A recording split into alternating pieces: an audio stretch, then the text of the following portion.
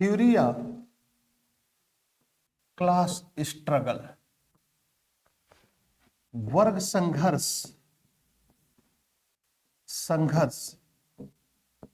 का सिद्धांत, वर्ग संघर्ष का सिद्धांत। ठीक।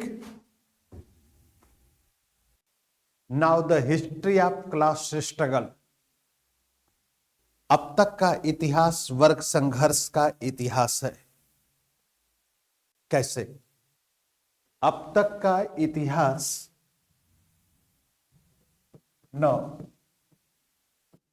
The history of class struggle, अब तक का इतिहास वर्ग संघर्ष। कैसे? मीन्स कहने का मतलब यहां पर यह है, ये पोजीशन है कि pre communism stage, slave, feudo, capitalist, socialism and communism, यानी यहां से लेकर यहां तक क्लास स्ट्रगल है। यहां से लेकर यहां तक क्लास स्ट्रगल है। ठीक। क्योंकि यहां पर है मास्टर एंड स्लेव, यहां पर है लैंड होल्डर, फार्मर। ठीक, फार्मर। ठीक। और यहां पर है कैपिटलिस्ट एंड लेबर। ठीक, कैपिटलिस्ट एंड लेबर यहां तक है। और यहां पर भी कैपिटलिस्ट एंड लेबर। ठीक है, कैपिटलिस्ट एंड लेबर, ये इतने। तो हर स्टेज में क्लास स्ट्रगल है। कथा क्या है कि इतिहास क्या है? वर्ग संघर्ष। और जहां पर भी क्लास होगा, यानी मीन्स क्लास सोसाइटी होगी, जहां पर भी क्लास सोसाइटी होगी वहां पर क्लास स्ट्रगल होगा ही होगा। ठीक। और क्लास स्ट्रगल होगा तो एक्सप्लॉयटेशन होना कंपलसरी है, ये कोई जरूरी नहीं है। हाँ, क्लास होगा तो स्टेट होगा, लेकिन मार्क्स के अकॉर्डिंग स्टेट का फॉर्मेशन कैपिटलिस्ट सोसाइटी में हो रहा है। समझ हो कि नहीं? स्टेट का फॉर्मेशन, क्योंकि स्टेट के बारे में क्या कहता है? State is a executive bodies of, state is the executive body of the capitalist. तो अब मैंने ये बताया था कि कैपिटलिस्ट बॉडी में या कैपिटलिस्ट स्टेज में स्टेट का फॉर्मेशन क्यों हो रहा है? तो उसका एक रीजन था कि कैपिटलिस्ट सोसाइटी में दो लोग हैं, कैपिटलिस्ट एंड लेबर। ठीक। कैपिटलिस्ट है minority class and labour that is majority. ठीक। Minority class is equal to 25 to 30% and majority 70 to 75%। ठीक। कैपिटलिस्ट है ओनर ऑफ इंडस्ट्री और ये है वर्कर इन इंडस्ट्री। ठीक। अब नंबर में कैपिटलिस्ट कम है, नंबर में कैपिटलिस्ट कम है। क्लियर? तो अगर नंबर में कैपिटलिस्ट कम है तो हमेशा इन कैपिटलिस्टों के समक्ष जो सबसे बड़ी प्रॉब्लम है, यानी major problem of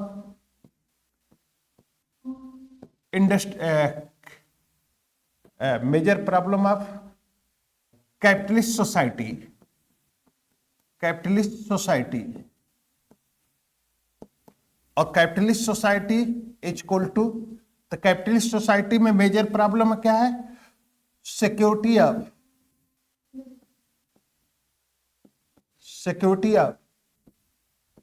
industry, security of industry. Clear? अब सिक्योरिटी ऑफ इंडस्ट्री ये चीजें हैं, ठीक? क्यों? क्योंकि नंबर कम है, यानी कैपिटलिस्ट की जो संख्या है वह संख्या बहुत कम है। तो अगर कैपिटलिस्ट की संख्या कम है और लेबर की संख्या ज्यादा है, तो उन्हें हमेशा इस बात की चिंता रहेगी कि वह अपने मोड ऑफ प्रोडक्शन, क्योंकि विदाउट ये इंडस्ट्री जो है वह मोड ऑफ प्रोडक्शन है, मोड ऑफ प्रोडक्शन, ठीक? और मोड ऑफ प्रोडक्शन उत्पादन प्रणाली, और इसी उत्पादन प्रणाली से कैपिटलिस्ट डे बाय डे अपनी पोजीशन को रिच करते जा रहे हैं, अपनी स्थिति को। तो उस मोड ऑफ प्रोडक्शन को प्रोटेक्शन करना उनका सबसे इंपॉर्टेंट रोल है। इसलिए यह कैपिटलिस्ट अपने मोड ऑफ प्रोडक्शन, यानी मींस कि मोड ऑफ प्रोडक्शन की स्थिति को लेकर, सुरक्षा को लेकर, इन लोगों ने स्टेट फॉर्मेशन किया, स्टेट फॉर्मेशन। और मैंने तो आप लोग को बताया था कि ओरिजिन ऑफ स्टेट को लेकर मैं क्या है, divine theory, force theory, social contract और लिबरल थियरी, मार्क्सिस्ट थियरी, और लास्ट है historical and development theory, historical and development theory, ठीक? अब यहां पर जो मार्क्सिस्ट थियरी है, वह मार्क्सिस्ट थियरी सिर्फ इस पोजीशन को लेकर मेंटेन की जा रही है। यानी मिस कहने का मतलब कि सोसाइटी में जब तक क्लास है, according two marks, exploitation maintain रहेगा, एक्सप्लॉयटेशन रहेगा। और अगर एक्सप्लॉयटेशन है तो उस एक्सप्लॉयटेशन से बचने के लिए, या एक्सप्लॉयटेशन करने वाले जो कैपिटलिस्ट है, वह कैपिटलिस्ट अपनी पोजीशन को मेंटेन करता है, और उस मेंटेन करने के बाद वह स्टेट का फॉर्मेशन करता है। इसलिए मार्क्सिस्ट कहता है कि state is the executive body of the capitalist, यानी मींस स्टेट पूंजीपतियों की कार्यकारिणी संस्था है, ठीक? अब एक पोजीशन तो यहां तक आ गई। अब यहां पर जो पोजीशन है ये कि now the history of class struggle, अब तक का इतिहास वर्ग संघर्ष का है। तो यहां पर क्या चीज निकल रही है कि कैपिटलिस्ट स्टेज में स्टेट है, अब यहां पर भी आपका स्टेट है। सोशलिज्म में भी देखो कैपिटलिस्ट एंड लेबर है। डिफरेंट क्या है कि कैपिटलिस्ट सोसाइटी में कैपिटलिस्ट लेबर का एक्सप्लॉयटेशन करेंगे, और सोशलिज्म में लेबर कैपिटलिस्ट का एक्सप्लॉयटेशन करेगा, ठीक? तो एक्सप्लॉयटेशन बाय लेबर और मेजोरिटी, क्वेश्चन खड़ा हुआ कि अगर मेजोरिटी क्लास, अब कैपिटलिस्ट के पास क्या है? कैपिटलिस्ट के पास क्या है? प्राइवेट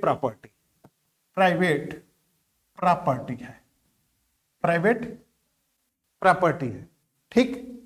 और इस प्राइवेट प्रॉपर्टी को लेकर वह उत्पादन प्रणाली या पूंजी के रूप में इन्वेस्ट करते हैं, जिसके कारण वह लेबर क्लास का एक्सप्लॉयटेशन करते हैं। एक पोजीशन तो ये थी, ठीक? तो अगर प्राइवेट प्रॉपर्टी एक्सप्लॉयटेशन कर रही है या एक प्राइवेट प्रॉपर्टी, तो जब मेजोरिटी यानी लेबर क्लास रिवोल्यूशन के बाद डिक्टेटरशिप ऑफ इंडस्ट्री मीन्स कि इंडस्ट्री का डिक्टेटरशिप लेबर के पास आ जाएगा, ठीक। तो सोचना है यहीं पर एक बहुत बड़ी चीजें आएंगी, और अगर यहां पर तुम समझ लोगे तो एक चीज ग्रामसी को समझने में बहुत आसानी हो जाएगी। ग्रामसी को समझने के लिए आवश्यक है कि क्या मार्क्स इस बारे में कोई बात नहीं करता है, जो ग्रामसी ने थॉट दिया हेजीमनी का प्रभुत्व का सिद्धांत, क्या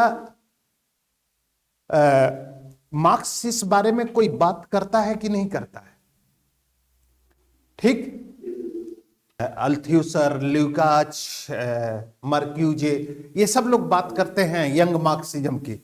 तो एक सिचुएशन यहां पर है, थोड़ा सा हम इस पोजीशन को और डिफाइन करते हैं। ये है कैपिटलिस्ट सोसाइटी, यहां से सोशलिज्म, यहां से कम्युनिज्म, ठीक। यहां पर है आपका सोशलिस्ट रिवॉल्यूशन, ठीक। अब इस पोजीशन में यहां पर है कैपिटलिस्ट और लेबर, ये इसका एक्सप्लॉयटेशन करता है। यानी मींस कैपिटलिस्ट किसका एक्सप्लॉयटेशन कर रहा है? लेबर क्लास का, यानी माइनॉरिटी मेजोरिटी का एक्सप्लॉयटेशन कर रही है। और एक्सप्लॉयटेशन कैसे, इस एक्सप्लॉयटेशन का मेथड क्या है?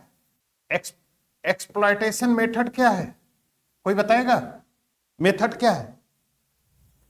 अरे यार, इसी एक्सप्लॉयटेशन मेथड को मैंने बताया भी था कि पूंजीपति मजदूरों का शोषण कैसे करते हैं, इसलिए मार्क्स इसको थियरी ऑफ सरप्लस वैल्यू देता है।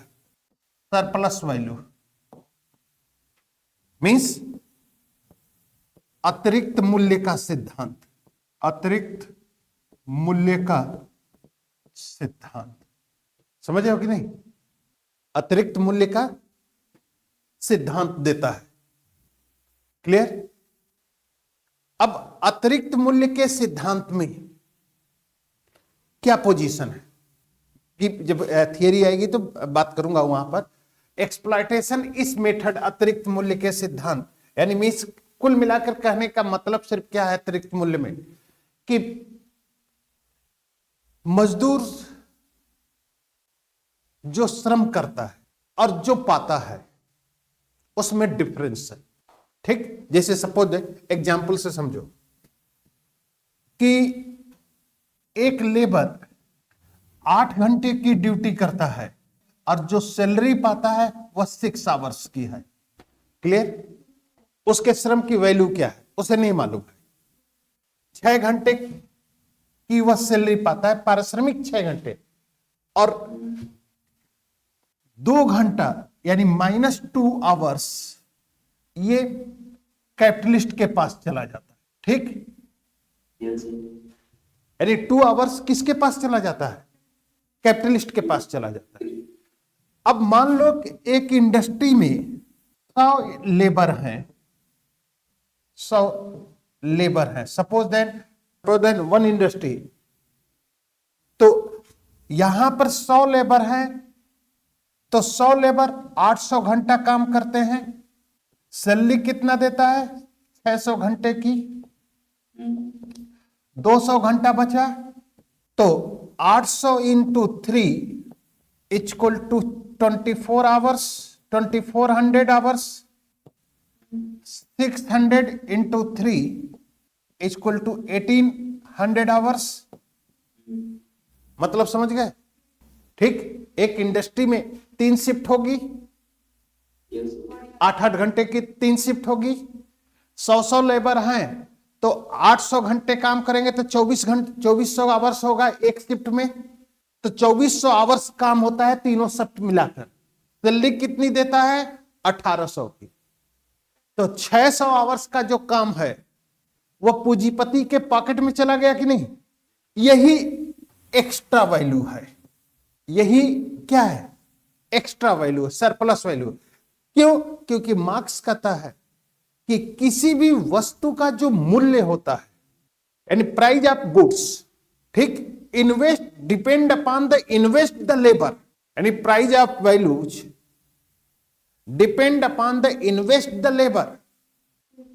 किसी भी वस्तु का मूल्य उस वस्तु के उत्पादन में लगने वाले श्रम के अनुपात में होता है। जैसे जस्ट लाइक मैंने एक एग्जांपल बताया था कि महिलाएं और पुरुष जब स्टिचिंग कराते थे अपने ड्रेस का, तो साधारण ड्रेस की स्टिचिंग होगी तो उसकी प्राइस कम होगी। अगर उस स्टिचिंग में थोड़ा सा नक्काशी या थोड़ा सा हैंडवर्क या और कुछ वर्क उसको बढ़ाया जाए तो उसका प्राइस बढ़ जाएगा कि नहीं? इसका मतलब यही हुआ कि किसी भी वस्तु के उत्पादन में जितना श्रम लगता है उस वस्तु का मूल्य उसमें लगने वाले श्रम के अनुपात में होता है। ठीक, तो पोजीशन क्या है कि कैपिटलिस्ट जो है मजदूरों से 3 शिफ्ट में 2400 घंटे काम कराया, सैलरी दिया 600 घंटे का, यानी 1800 घंटे का। 600 घंटा बिना कुछ किए वह उसकी पॉकेट में चला गया। अब अगर ये स्थिति है तो इस स्थिति में आप बताइए कि मजदूर जितना श्रम करता है उस श्रम से जो कुछ मिलता है वह उसके श्रम के अनुपात में नहीं मिलता, तो उसकी position day by day downfall होगी कि नहीं? कैपिटलिस्ट डे बाय डे की पोजीशन क्या होगी? अप होती जाएगी। इसीलिए कहता है कि पूंजीवादी व्यवस्था में पूंजीपति दिन प्रतिदिन कमजोर होते गए और कैपिटलिस्ट दिन प्रतिदिन अमीर होते गए, जिसके कारण पूंजीपति और कैपिटलिस्ट के बीच का डिस्टेंस क्या होता गया? बढ़ता गया। ठीक, एक सिचुएशन तो ये हो गई। अब यहां पर जब सोशलिज्म का स्ट्रक्चर आया, यानी after socialist revolution, the position of socialist revolution, तो वहां पर भी कैपिटलिस्ट है और लेबर है। कैपिटलिस्ट एंड लेबर दोनों है। ठीक, रिवोल्यूशन के पश्चात लेबर के पास ओनर ऑफ इंडस्ट्री आ जाती है, ओनर ऑफ इंडस्ट्री हो जाती है। ठीक, अब यहां पर कैपिटलिस्ट के पास ओनर ऑफ इंडस्ट्री है। मींस ओनर ऑफ इंडस्ट्री का मतलब क्या है? ओनर ऑफ इंडस्ट्री का मतलब यहां पर है इकोनॉमिकल पावर। इकोनॉमिकल पावर, तो इकोनॉमिकल पावर कैपिटलिस्ट के पास है, तो पॉलिटिकल पावर किसके पास होगा? पॉलिटिकल पावर भी किसके पास होगा? पूंजीपति के पास। हाँ, अब कैपिटलिस्ट रिवोल्यूशन के बाद मोड ऑफ प्रोडक्शन यानी इकोनॉमिकल पावर किसके पास आ जाएगा? लेबर क्लास के पास आ जाएगा। अब फिर पॉलिटिकल पावर लेबर क्लास के पास आ जाएगा, है कि नहीं? अब लेबर इनका एक्सप्लॉयटेशन करेगा। ठीक, क्यों? क्योंकि इनके पास प्राइवेट प्रॉपर्टी है। समझना है यहां पर, इनके पास प्राइवेट प्रॉपर्टी है, और जब तक सोसाइटी में प्राइवेट प्रॉपर्टी रहेगी तब तक क्लास स्ट्रगल बना रहेगा। इसलिए, और दूसरी बात कि पूंजीपतियों के पास जो प्रॉपर्टी है, उस प्रॉपर्टी के कारण पूंजीपति बहुत आसानी से अपना प्रभुत्व छोड़ने के लिए तैयार नहीं होंगे। समझ रहे हो? इसलिए वह उन स्थितियों का फायदा उठाएंगे कि पुनः सत्ता या अथॉरिटी उनके हाथ में आ जाए। लेकिन अल्टीमेटली जब उनकी प्राइवेट प्रॉपर्टी भी खत्म हो जाएगी, उनके पास कुछ भी नहीं रहेगा, तो उनकी पोजीशन भी लेबर के अकॉर्डिंग हो जाएगी, लेबर के पैरेलल हो जाएगी। अब यहां पर पूंजीपति भी अपने जीवन निर्वाह के लिए श्रम करेंगे। जो अब तक श्रम नहीं करता था वह भी श्रम करेगा और लेबर भी श्रम करेंगे। ठीक, तो जब पूंजीपति भी श्रम करेगा और लेबर भी श्रम करेगा तो सोसाइटी में किसी भी प्रकार का कोई डिवीजन नहीं होगा। तब सोशलिज्म कन्वर्ट किस में हो जाएगा? कम्युनिज्म में। ठीक, लेकिन क्वेश्चन क्या होता है, ट्विस्ट कहां कर रहा है कि सोशलिज्म से कम्युनिज्म में परिवर्तन करने के लिए मार्क्स किसी रिवॉल्यूशन की बात नहीं करता, जबकि कैपिटलिस्ट और सोशलिज्म में परिवर्तन के लिए रिवॉल्यूशन की बात करता है। इसीलिए करता है क्योंकि जो लेबर क्लास है उसकी रिस्पॉन्सिबिलिटी होगी। जब मोड ऑफ प्रोडक्शन उनके हाथ में आ जाएगा और पॉलिटिकल अथॉरिटी उनके हाथ में आ जाएगी, तो उनकी मुख्य रिस्पॉन्सिबिलिटी है कि समाजवादी व्यवस्था को यानी सोशलिज्म को किधर लेके जाना है। और इसी पर्पज को लेकर वो वर्क करेंगे। तो उनका मेन ऑब्जेक्ट होगा जब रिवॉल्यूशन के पश्चात या रिवॉल्यूशन करने के बाद उनकी मुख्य स्थिति यही होगी कि वह इस तरह से कार्य करे जिसके कारण सोशलिज्म कन्वर्ट हो जाए किसमें?